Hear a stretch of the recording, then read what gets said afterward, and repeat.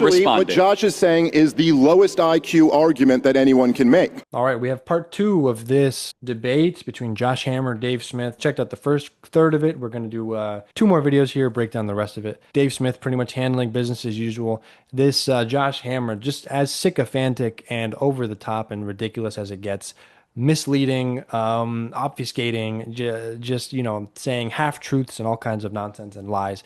Anyway, let's go ahead and pick it up with the second part of this debate, see if anything changes or if it's a lot of the same. But let me ask you, Dave, now another question. What is your, now, let's just say criticism? No U.S. troops were killed. It required no U.S. troops on the ground. There was no war. It lasted 12 days.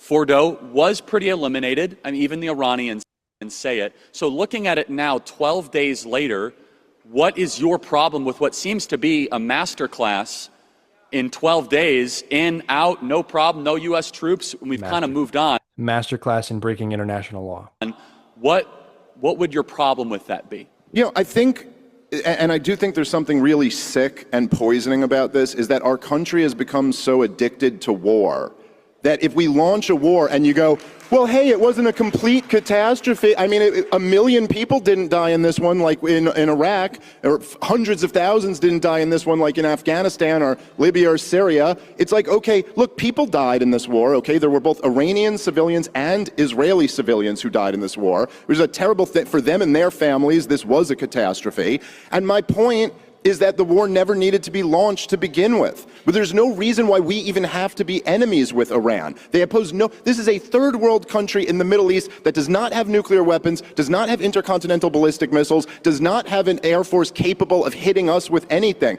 This is Israel's problem. We don't need to be involved in this. Sorry, we got our own issues here.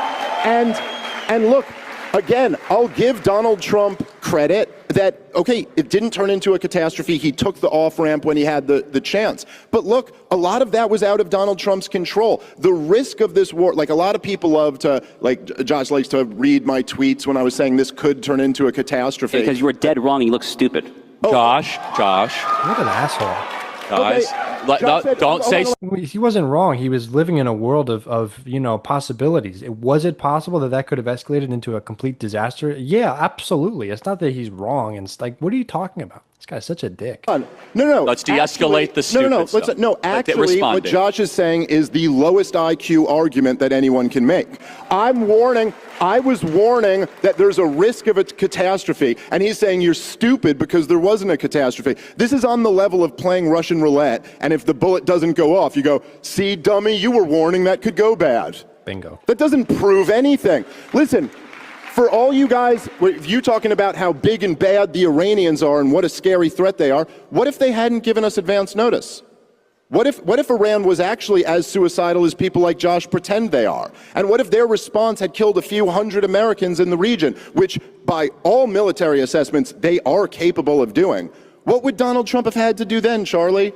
What would he have done? I'm the moderator. No. Okay, sorry. Like, come on, Dave. It was a rhetorical question. I know, but both sides are getting tough questions here. The point is, Donald Trump would have had to respond even harder. How many would have, could haves are we going to have here? This is not living in reality. Let's give Josh a chance to respond. Yes, but first, Josh, it didn't happen. It's a counterfactual. 1 second. If you hadn't have had breakfast this morning, when people talk over each other, they don't like listening to that. So that's why I'm here. Josh, I want you to respond to that. But to Dave's point, do you think Israel has a secret nuclear program, and is that a problem? Yeah, I think it's not particularly disputed that Israel has a nuclear program. We know exactly where it is based. This is not a particularly hidden thing there. I mean, it's so well known, in fact, Charlie, that I don't know exactly why it's officially a secret. Unofficially, it's not much of a secret. I'm non-Israeli. I have no idea why the exact policy is the way it is. I don't particularly have a program with it. As I said, it's one of the world's worst kept secrets. It kind of just is what it is. But more generally speaking, I don't understand why we're going so far down this rabbit hole of would've, could've, should've. The people, look, let's say something very simple here. The people who said that Donald Trump's involvement in the 37-hour operation of the B-2 bombers flying from Missouri to Iran and back with not a single shot fired at our boys. By the way, as I said, that was partially due to the fact that the IDF had so neutralized the Iranian Air Force and their defenses there. So the fact that he was able to accomplish that so amazingly there, we should have seen that coming. because it was actually pretty easily foreseeable. And the people who did not see that coming are the people who have lost credibility to comment, frankly, on these affairs. People who warned about thousands and thousands and thousands of dead American lives, who said that China and Russia would swoop in and that this would be World War III. Well, you know what? God bless you all, because you apparently survived World War III. It was the shortest World War III of all of our lifetimes. I didn't say any of that. You guys are so arrogant in the face of something that could have been an absolute catastrophe and just brushing it off as if it was like nothing. So what do you... Dave, I restrain Josh. Josh, keep going. Again, this is the Donald Trump foreign policy doctrine in action. It is quick surgical strikes. Roger Stone was talking about it earlier. It's exactly right. He is not a neocon. Neoconservatism, bad. Isolationism, also naive and stupid. Donald Trump agrees with both those things. The nationalist, realist, MAGA, America First approach to foreign policy is to have strong nationalist allies that are generally capable of securing and patrolling their own regions in a way that redounds not merely to the allies' national interests, but also to the American national interest. That is exactly what Israel has been doing for 40, 50 years, as they have taken out Islamists and Sharia supremacist thugs in Gaza, in Yemen, Hezbollah. I mentioned Fuad Shakur, the Hezbollah jihadi who killed 241 Marines in Beirut, Lebanon, in 1983. There's a million examples there. That is the definition of an America First ally, and what just happened in the 12-day war is an encapsulation of the America First Trump doctrine, that in this case, this tag team between the U.S. and Israel against the mutual threat of Iran in action. Okay, so I want to now move, because it's important, but it's connected. So I think we have on full display a difference of opinion on the 12-day war. Now let's go to the next one. It's inferred in both of these points, but you only get to answer it as yes or no one at a time. Is Israel an ally of the United States? Yes, of course. No. Okay, so now we have disagreement. We're going to now figure that out. And then I want to then indicated in that is Israel influencing American politics? So I'm going to start with Josh, and then we'll go back to Dave. You say Israel is an ally. Spend a minute on that, and then address how some people have concerns that Israel is influencing the U.S. government, and then I'll allow Dave to have some time. Josh. All right, there's multiple reasons why Israel is an ally. First and foremost, I think most people in this room are believers of some stripe, right? I am Jewish. Most of you are probably Christians, and God bless you for that. If you have any attachment whatsoever to the holy sites, if you have any attachment whatsoever to this narrow strip of land between the river and the sea, as the Hamas propagandists call it, then you're going to have some reason to care about this particular sliver of land. That's point number one. Let's just kind of get it out there, especially if you understand that we in Western civilization are fundamentally at war with barbarism being best represented by the Islamists and Sharia supremacists. Isn't like barbarism, like what the Israelis are doing to the people of Gaza right now, is that not defined as completely barbaric? When you understand that Western civilization really just is the Bible, there is a special calling to have an ally with a certain part of the Middle East. That's point one. Point two is just the Islamist deterrent point, Charlie, which is that America has faced jihadism time and time again, going back for 40, 50 years. 9/11, obviously the most tragic example. We just saw it again on the streets of Bourbon Street in New Orleans on January 1st, just a few months ago there. If you care about deterring Islamism from conquering Western civilization, a point that you have very astutely been talking about a lot recently on your TV hits and on social media, a very, very important point. If you care about defending Western civilization from the barbarians, you absolutely have to place a special premium on this particular relationship. And then third is that if you actually care as I do, paradoxically, I actually care a lot about China. In fact, I think that America's by far number one biggest threat this century is China. If you care about effectuating this broader pivot to the Indo-Pacific, as American foreign policy people have been talking about for 20, 30 years now, you have to have some way of stabilizing the Middle East. The way to do that is not to just adopt the stupid and asinine Barack Obama foreign policy of appeasing America's enemies. And the way to do that is to embolden your allies. Again, that is the Trump doctrine. So we didn't get to the second part of the question. So do you want to just start on the ally, and then we'll do... Yeah. You can incorporate both, Dave. He had two answers in a row, so take 3 to 4 minutes. Well, look, this idea that the great battle of our time is us versus the Islamists, us versus these barbarians, that's really the problem here in the United States of America. Lebanon, that's what you got to worry about. Listen, I think everyone here, all you guys should know this at this point. Our problem in America is the deep state of the United States of America, okay? He's going to have to define that, because I would just, not that I disagree wholeheartedly with that, but I just don't. Let's see what he means. They're the ones. They're the ones who framed Donald Trump for treason. His own intelligence agencies framed the sitting U.S. president. And you know what that deep state wants, by the way? Permanent war. That's what they always want. That's how they and their friends make their money. And so all of this talk is just so ridiculous, man. I mean, this talk about... Is he talking about the Russia stuff? About how, like, if you care about the holy sites in Israel, like, okay, sure. Obviously, Christians and Jews and Muslims have a connection to that land. But that doesn't mean we have to bomb Iran for Israel. Who's saying that? That doesn't... Well, we just bombed Iran. That was the first topic. Okay.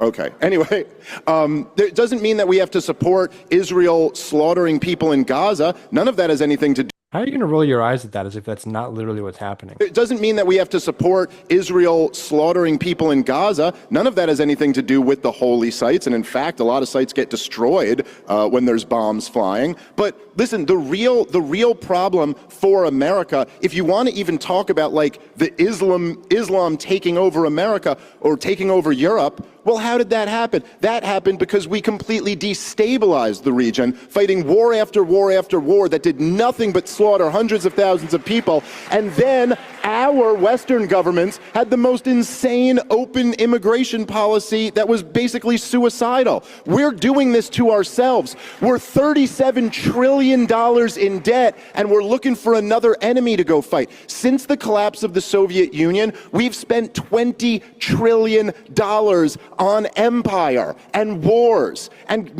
you know what? We can't tax enough money to pay for it. We can't borrow enough money to pay for it. So what do? We print the money. And now you guys are coming out into the world and you're wondering why you're 6 figures in debt from college and you're getting a job at DoorDash and the average house goes for 800 grand. Because we've destroyed the currency chasing these monsters that were never any threat to our country. Holy shit. So 1,000%, 100%. We've wasted so many trillions of dollars and we've gotten absolutely nothing for it in return. And on the other end of it, you have, totally corrupt political system that's bought out by the billionaires. And it's just, it's a goddamn shame. So listen, one quick point. Adolf Hitler and the Nazis couldn't bring down America. Joseph Stalin and the commies couldn't bring down America. The British Empire couldn't bring down America. But you think the Hezbollah in Lebanon are a threat to us? They're a problem for Israel to deal with. We say got that our to own the families problems. of the Beirut barracks bombing in 1983. Seriously, say that to them. Have you spoken to the families of the people who have been killed in 1983 in Beirut, Lebanon, the people who have been killed by those IEDs in Iraq that you're just casually dismissing? Have you actually spoken to any of these families? First of all, yes, I have. The 9/11 families, any of them? Yes, I have. Are you aware of Iran's involvement in 9/11? Yeah, okay. So you're just asking me questions over Guys, my attempt to answer them. Stupid. This is why I'm here. So, right? Why don't we both just take a deep breath, because they want to see a debate where they can make their mind up. They don't want to see interruptive stuff, okay? What's this opaque liquid that they're drinking? That's why this is going to be a different type of discussion. So, let me both steelman your both arguments. You have to answer to me, okay? So, Josh, well, actually to Dave first and then to Josh. Josh is saying, what about all of the Islamist death that they're responsible for? Beirut bombings. You mentioned the Shiite. That's basically the essence of your argument, right, Josh? By saying, did you talk to? He's saying, why are you minimizing this? That would be Josh's contention. Is that fair, Josh? And 9/11, there's so many examples. Right. Dave respond to that, and then I will throw it back to Josh. Well, I certainly don't think I in any way minimized any of those deaths. I made the point that Ronald Reagan still sold weapons to Iran a couple years after that, and I made the point that those roadside weapons were built in Iraq by Shiites there. That's not minimizing it. This is a huge part of the reason why we never should have invaded Iraq to begin with, because we get our bravest young boys killed. It's tens of thousands of them have committed suicide in the last few years, and that doesn't seem to stop anyone from wanting to pursue the next attack. So the point is, right, that I think if we want to really understand this stuff, it's wise to look at what some of the motivating factors for the hatred against us is. All you got to do is listen. Yes, I have talked actually to families of people who have died in Iraq. You know what? Overwhelmingly, they're non-interventionist, anti-war people now. In fact, did you know that in 2008 and in 2012, Dr. Ron Paul got more money from active duty military than all the other candidates combined, including Barack Obama, because the active duty military are actually the ones who are the most hardcore anti-war. Again, so don't invoke them to try to sell another war. But Dave, I'm going to follow up with a tough question. I want you to make the case, because I don't want to have you. And it's sad because a lot of those guys that went off to war and fight in these useless, meaningless wars, they have a tremendous amount of guilt, and not just survivor's guilt, but this guilt of like, we were out here and we were killing people, and civilians included, and for what? For oil, for interests, for bullshit, and so they live with this tremendous guilt, and they end up unfortunately committing suicide as a result. You be able to get past this. You say Israel is not an ally. That is not an opinion that people hear a lot. Why is that?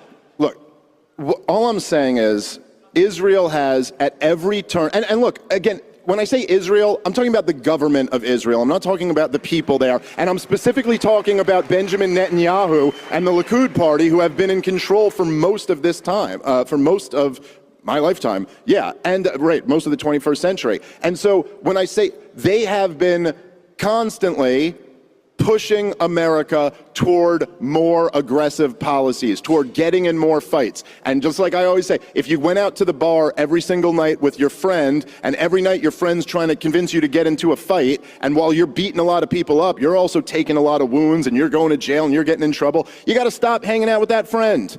And so I think that my position, I don't believe in wars of aggression and wars of choice. I don't believe in sanctions. I don't believe in that. We should be friends with Israel. We should trade with Israel and have a good relationship with them. But you know what? I also don't believe in welfare, and they shouldn't get another dime of U.S. taxpayer money, and they should not. So hold on. Their lobby should register as a foreign That's a good segue. Finish that. And they should stop blackmailing our politicians. Got it. So back to Josh. Dave had some uninterrupted time there. Let's now address that, because, again, there's a text chain. I have all the text to prove it. Everyone knew where this debate was going, right, Dave? There's been no surprises. Josh, you knew that there are some concerns, and Dave mentioned it, such as, I think you're saying AIPAC. Is that correct? Well, the broader Israel lobby, fine. but that's certainly part of it. Can you address this, Josh? Yeah. Because this is a question people are confused about. Take 2 to 3 minutes on this, and then build out the ally Israel at the end of it. But Josh, Dave is making a point I'd like you to respond to. Okay, so first of all, I'm not a fan of AIPAC. I donated once to AIPAC, $54 like a decade ago, and I basically got swindled into doing it. So I'm not a fan of AIPAC. But AIPAC is not this nefarious boogeyman that Dave Smith and people make it out to be. It stands for America-Israel Political Action Committee. It is a group of Americans who place a premium on the U.S.-Israel relationship the same way that the NRA is a group of Americans who place a premium on the Second Amendment. I do too. I'm a concealed carry kind of guy myself. Same way that there are any number of other lobby groups that support any number of other things. By the way, yeah, and by definition, none of them are good, by the way. They're all corrupt, and they should all not exist. There's also similar groups similar to AIPAC for American citizens to support U.S. relations with other foreign countries. Funny how these other groups never get brought up in this debate. For instance, anyone who's been to Glendale, California, you've probably heard folks in ANCA. That's the Armenian National Committee of America, a very loud, active group in Washington, D.C. Perhaps more nefariously, there is the NIAC, the National Iranian American Council. It's funny how in these debates, when you talk about various American citizens who get involved to lobby or to express their political opinion, as the First Amendment gives you the right to do, because they think that the U.S. national interest is served by allying with a certain country, it's funny, and perhaps a little worse than funny, how the whole register as a foreign agent talking point comes up only in one context and one context only, which is AIPAC. Look, the notion, Charlie, that AIPAC, which again, I'm not a fan of, I have literally, I'm not a fan of AIPAC Why are you not a fan of it? Yeah, I'm not a fan of AIPAC for the reason that I'm just about to give, actually, which is that AIPAC exists, their raison d'etre, their entire purpose for existing is to secure large-scale annual appropriations, currently about $3.8 billion annually, in U.S. aid to Israel. I'm not a particularly big fan of foreign aid in general, and I've been arguing for literally a decade that the U.S. should wind down foreign aid to Israel in particular. I think it actually is a bad idea for both countries. Do we have agreement on that? Yeah. If you want to wind it down to zero tomorrow, we have agreement on that. It can't sure. be tomorrow. But yes, because I'd support But winding it down. so we have too. agreement on an end point? Yes, sure. Okay, keep going, Josh. Yeah, so you obviously, yeah. Oh, you guys are good people. They just cheered for agreement. I like Yeah, this so crowd. That's the point. We're not here just to hurl insults. Yeah. You could do that online. This is here to actually have some sort of, we're a nation. These are our fellow citizens. We got to figure this stuff out. Josh, keep going. Yeah, so you obviously can't do it tomorrow because that would be to betray an ally in the middle of a hot war. That would send a terrible signal to other allies, Saudis, Emiratis, you name it. So you can't do it tomorrow. But I do agree that you should have a game plan, 5, 10, 20 years, whatever it is. I don't really care. Honestly, get a game plan in place to phase out this aid. It's not good for the United States. It's crony capitalism, Eisenhower defense industrial complex, Boeing, Northrop Grumman. All of that is totally true. And then from Israel's perspective, it's also bad for them too because it makes them overly reliant. It actually ends up undermining the entire notion of Zionism, the notion that the Jews should control their own right to their own existence in their own homeland. It undermines Zionism in the long run itself. So it's actually bad for both countries. But Charlie, this notion that AIPAC is this big, powerful lobby can be dispelled with literally one anecdote. And I only need one anecdote to dispel this oft-repeated notion, which is the entire 2014 to 2015 Barack Obama-Iran nuclear debate. The fact that the JCPOA, Barack Obama's Joint Comprehensive Plan of Action nuclear deal passed, is literally the singular data point that disproves the entire alleged existence of the nefarious Israel lobby that controls. So because they don't have a 100% success record, that maybe, you know, they fail on the JCPOA, maybe they have like, what, a 90 or 95% success record. Because they're not 100% successful, no, it's debunked. No, they don't have any power. They're not this big, big boogeyman or whatever. Just forget about it. Don't pay attention. Nothing to see here. All politicians there. They failed epically to get that passed. But I do have a question, Charlie, for Dave there, which is... I will translate it. Okay. Well, Charlie, I would be very, very curious, based on Dave's recent tweets about Donald Trump doing XYZ things, whether it's covering up for a pedophile ring or engaging in foreign wars, all on behest of a foreign power. Does Dave actually think that Donald Trump, J.D. Vance, and the entire Trump administration are literally bought off by the Jews? Is that actually your honest answer? Oh, my God. What a disgusting straw man. So what Josh is asking... Well, first... yeah. Well, is first what he off, just well, it's always, look, all of this, I mean, and I literally... do have a tough follow-up for you, No, but I'm please sorry, answer. but just like everything you just said, like all of it, I just find to be like the cheapest debate tactics. First off, I never said anyone's bought off by the Jews. We're both Jewish, and that's a dirty little trick you play. When I'm talking about... I'm the only non-Jewish guy on stage. stage. I'm talking about a foreign... Yeah, I'm talking about a foreign government, and then you kind of imply. And no, again, this is all just straw men. It's this whole thing of like Dave saying AIPAC is this big bad monster that controls everything. You just said foreign agents. Hold on. Therefore, if I have one data point of where a policy that AIPAC didn't want gets through, that disproves the whole narrative. And then this distraction with talking about the Armenians. Yeah, and this guy on the other side is supposed to be a lawyer and like have like watertight arguments and be completely logical. Everything he's saying is like it's a straw man or it's a half truth or incomplete truth or like a misleading statistic. It's just completely bonkers. Lobby or this other, it's like, yeah, well, if we were having a discussion about that, maybe that would come up, but we're talking about this. And to compare AIPAC to the NRA, who, by the way, are kind of sellouts and don't go nearly far enough, but like I'm a hardcore gun rights guy. We got more agreement. Yeah. We love our guns, don't we, everybody? Well, there we have full disagreement. Yeah. No, the NRA guys who always go, the key is to enforce existing gun laws. No, the key is to repeal every last one of the existing gun. There should be one law, the Second Amendment. That's the law. Okay, but all... That's ridiculous. No, it is totally different to have... You want no gun control laws? You want zero, not a single thing on the book. You can go out and get a tank if you want and be roaming through the streets with a howitzer. Come on, Dave. a group of Americans advocating for a constitutionally protected natural right for American citizens than to have a group of Americans advocating for a foreign government in conjunction with that foreign government. That's a different thing. Happening. And to even, let me finish, Josh, and to even compare them is ridiculous. And listen, by the way, I'll just say this. Every single person in this room, you have to hate AIPAC. You don't even have a choice. You're here at Turning Point USA. AIPAC contributes millions of dollars to woke progressive Democrats if they support Israel. In other words, it's okay to destroy our country as long as that helps Israel. So I'm sorry, I don't know, Turning Point. I don't think you could be a woke progressive and then also full-throatedly support Israel at the same time. I don't know that those things are congruent. USA, this is my first time here. Quick question. Are we allowed to support groups that contribute millions of dollars to woke progressive Democrats? Because I thought the answer was no. So Josh, and then Dave, I'm going to have a tough follow-up for you, so take a drink of water. Josh, what would you say to that? Because, look, I wouldn't, some people would ask the question, okay, does AIPAC have more power than like your traditional like Armenian lobby? But more broadly, let's just take it more broadly. Like, is there any concern that, or how would you address the concern? Let me put it this way. How would you address the concern that some people have that a foreign government tends to have an outsized amount of platform in the U.S. government? Charlie, I think that there are tens, if not hundreds of millions of Americans who care a lot about U.S. relations with the state of Israel for understandable reasons. This literally goes back, by the way, those of you who are familiar with your American history, this literally goes back to the American founding. The American founders were extremely, extremely eloquent and outspoken. And Thomas Jefferson said, "And thou shalt support Israel and sell them weapons and bombs so that they can bomb children until the end of days."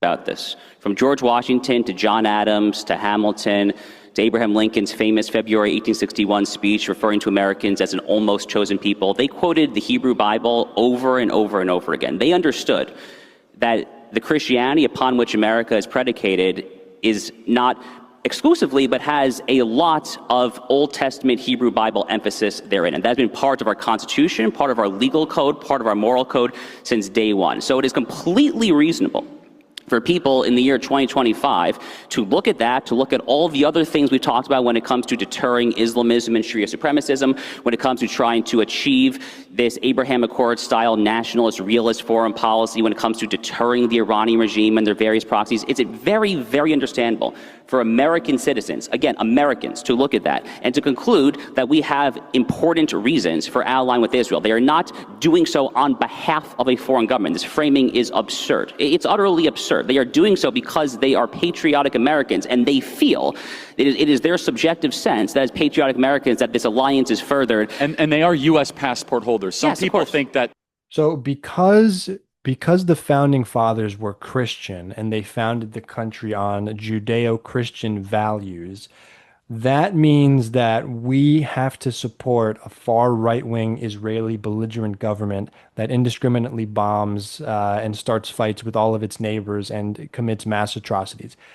That's his line of argument. If I'm following that correctly, let me know if I'm catching that correctly. They're strictly foreign nationals. Is that correct? Yes, and that's just simply just not true. Now, again, I say that by way of someone who's been very critical of AIPAC, but it's just simply not true. We're using that as a filler term. So now, Dave, for you, two quick ones. Do you think that the Council for American Islamic Relations should register as a foreign agent? Yeah, I don't think there should be any groups advocating on behalf of foreign governments. You're being consistent. Yeah, great. That's right. Secondly, though, and Josh did not say this, but he laced it in through one of the salvos he said, Dave, you're accusing them of being bought by the Jews. Now, Dave, there is a rise of, I just think, some disgusting stuff online. I'm not blaming you for this. I'm not one of those people, right? But what do you have to say that there's this dark Jew hate out there? And you see it and I see it. I hate it. It's not good. Yeah. And everyone in this audience, guys, don't get yourself involved in that. I'm telling you, it will rot your brain. It's bad for your soul. It's bad. It's evil. I think it's demonic. And so, Dave, though, how do you navigate being critical of a foreign government while also like some people say, well, your fans hate Jews. You're not responsible for your fans. That is dumb. That is terrible. I don't believe that. At the same time, though, Dave, you have a big responsibility on your shoulders, right? Because you're saying something that is heterodox, not in popular opinion, that some people are trying to use to push a much more sinister agenda. Yeah, well, I think there's a lot of truth to that, and I think that the fact is that the policies that America, the U.S. government is pursuing are almost guaranteed to create this. And look, I think there's a lot of factors here. I don't have nearly enough time to kind of give all of my thoughts on this, but I think as you young people know, right, even though kind of over the last year with Trump's victory, wokeism has been receding, at least to some degree, it really can't be overstated how much every institution in American life bought into racialism over the last 15 years. And it's like these young kids came up in an environment where that was just considered normal. Like, you judge people by their race and make racialist arguments. And yes, now that has also been embraced by some people on the right. I will say that I think the best thing to always do in these situations is tell the truth, try to be a good person, try to deliver your message in the most compelling way, and let the chips fall where they may. But I do think that the level of Israeli control over our politics is frankly pretty undeniable, as much as people try to. Look, just think one example, right, of this. So Donald Trump, you remember at the end of the 12-day war, when Donald Trump starts pushing for a ceasefire, and then what does Israel do? They come in and start bombing regime targets, not nuclear sites. They come in and start bombing, and then Donald Trump was furious with Netanyahu. Obviously, he had his most angry moment toward Netanyahu when he said, they both don't know what the F they're doing. I kind of loved that moment, for the record. Yeah. I loved it. I loved that moment too. But then the next day, he's right back to just advocating that they drop the charges against Netanyahu. He's still going to continue funding Netanyahu unconditionally. You know, anyone else, Donald Trump, would have come up with a nickname for him already and just been smashing them all over the place. He was trying to lure America into a war that Donald Trump didn't want to get into. But then we still got to. He did, because he literally chose to get involved. Like, that was Donald Trump's decision. Right, but it was also his decision. The Israelis had a backup plan. Right, but it was also his decision to push for a ceasefire and to try to end the thing. And Israel agreed immediately. Well, no, they bombed the crap out of him immediately. That's why Trump was so upset. Simple question. I want to phase out U.S. aid to Israel. Okay, I established that. Allegedly, Prime Minister Netanyahu is now getting on board with that as well. Certainly a lot of people in his coalition, too. I'll believe that when I see it. Well, he's basically said that, so you should believe it. But what exactly... A politician... And Benjamin Netanyahu said it, so you should believe it. Holy shit, he's the biggest liar on the world stage in, like, the history of the world. Let Josh finish his question. You should believe Dave, it. let Josh finish his question. If the Israeli government were to agree that that is the best policy, and if the United States were to do that, then what in God's name is your actual problem? Well, I'm sorry. So if America was not propping up Israel and America was not... If we wind down the foreign aid, then what is your issue? Well, there's other military intervention, obviously, so I'm not sure I follow. I'd be very happy to wind down the foreign aid. But other than that, what is my... Listen, I'm a non-interventionist, so I'm not saying America should get involved. But no, I mean, I do think objectively what Israel's doing to Gaza is horrible. I think... And I want to talk about Gaza. They couldn't do it without us. So make that case. If they were, I would still be against that. We have to go fast because people have flights and stuff, but I want to get to this, right? And we... All right, so that's going to be the last part of the debate there. All right, interesting. So, you know, me finding myself less in agreement with Dave Smith on that point. You know, he's a right winger, I guess, at the end of the day, libertarian. And, you know, like, again, if we were to sit down and hash it out over a lot of these issues, I'm sure Dave Smith and I would disagree probably on like 70 to 80% of things. You know, Josh Hammer doesn't really have anything to say. He actually remained pretty quiet there. It seems like he's kind of like shrinking into a shell of himself, not really knowing what to say or what other bullshit argument to come up with next, because Dave Smith is pretty legit in shutting him down. So let me know what you guys think about that in the comments. Drop a like, subscribe, and stay tuned. We're going to react to the part 3 of this next.